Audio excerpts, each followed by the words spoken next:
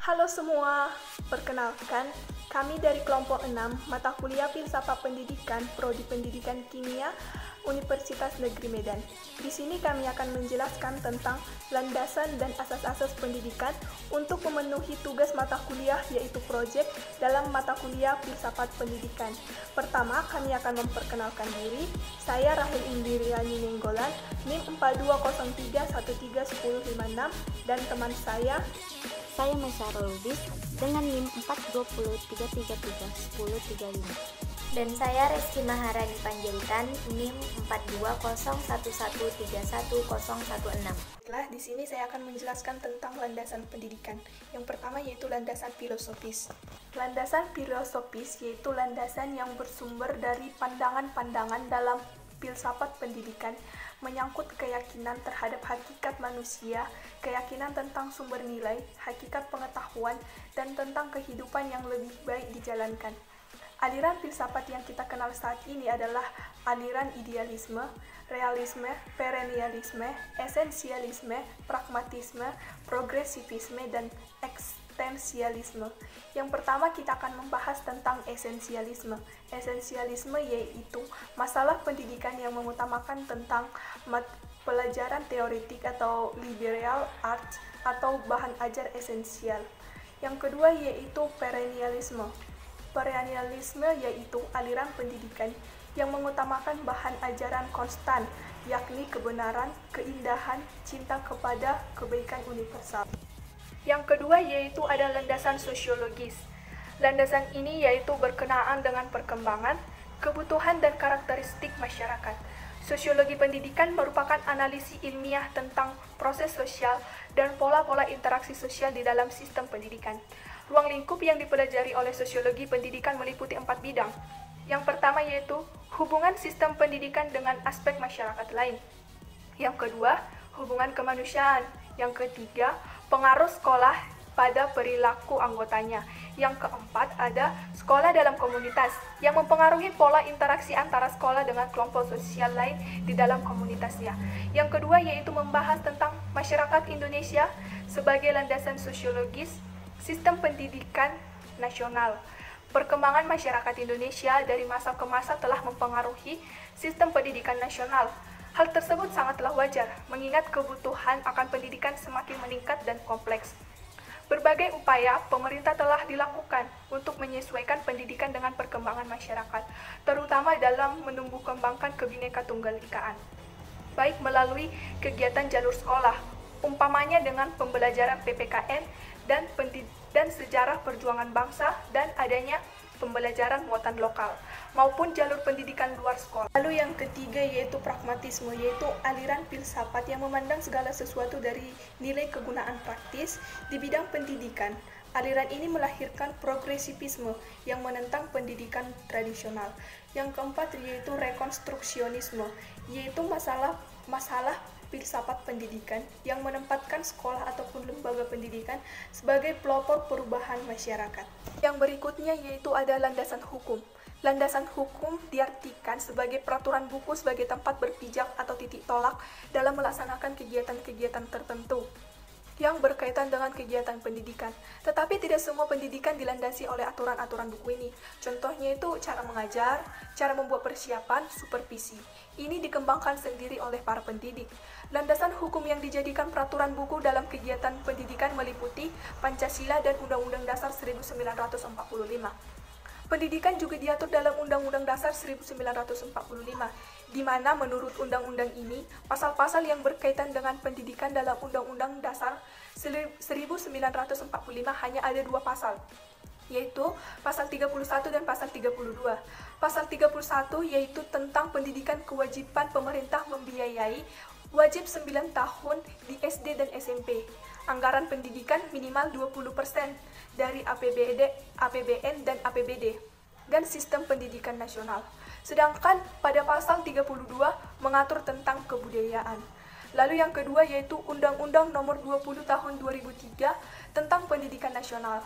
Undang-undang ini selain membuat pembaruan visi dan misi pendidikan nasional, juga terdiri dari 77 pasal yang mengatur tentang ketentuan umum dasar, fungsi, tujuan pendidikan nasional, tetapi juga tentang prinsip penyelenggaraan pendidikan, hak dan kewajiban warga negara, orang tua dan masyarakat, peserta didik, jalur jenjang dan jenis pendidikan, bahasa pengantar, standar pendidikan nasional, kurikulum, pendidik dan tenaga pendidikan, sarana dan prasarana pendidikan, dan lain sebagainya.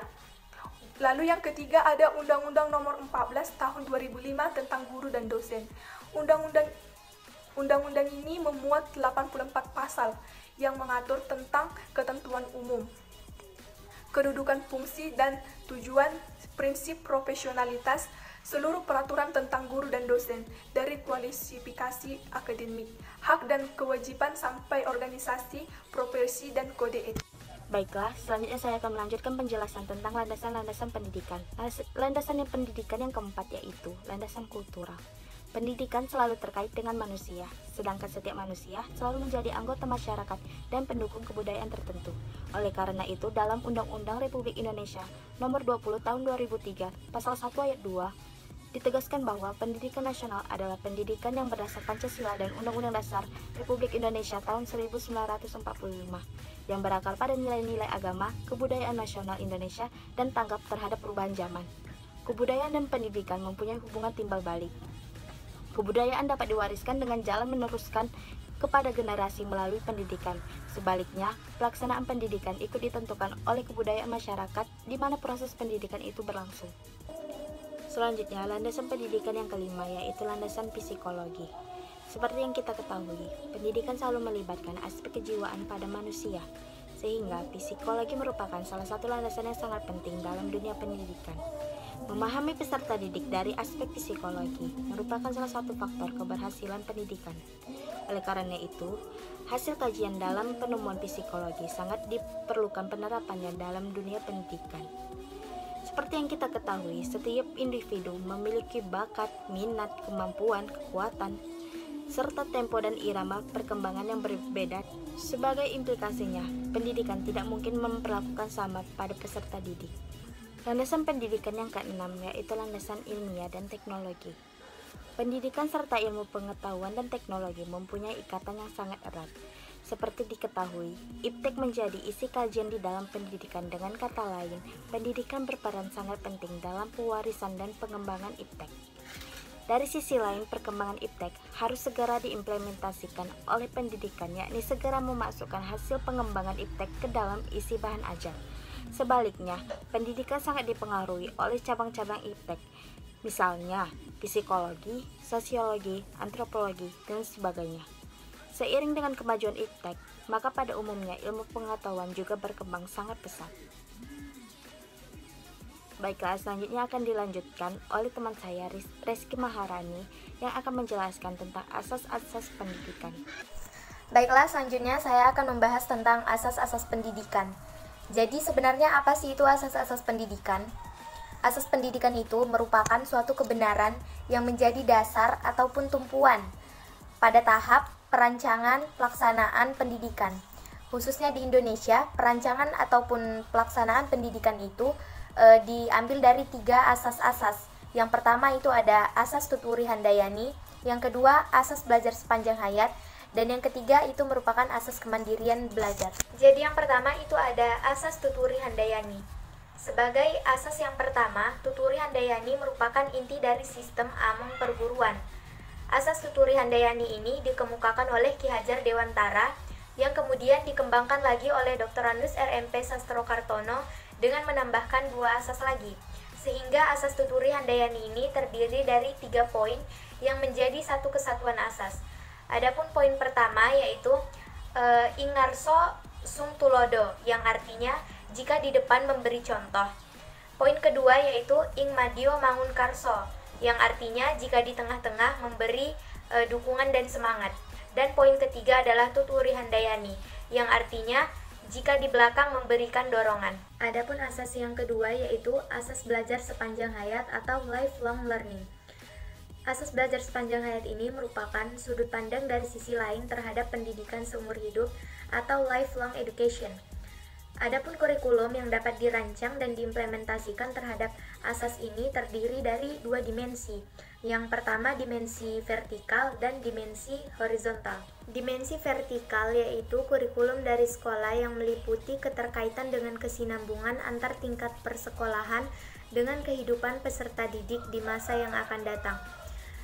Adapun dimensi horizontal yaitu kurikulum dari sekolah yang melibatkan keterkaitan pengalaman belajar di sekolah dan pengalaman belajar di luar sekolah. Dan yang terakhir itu ada asas kemandirian dalam belajar.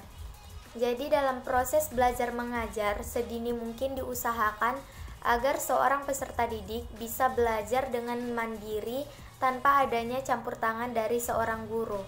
Namun apabila seorang guru diperlukan dan dibutuhkan, seorang guru harus tetap turun tangan untuk mengajari ataupun membimbing seorang anak.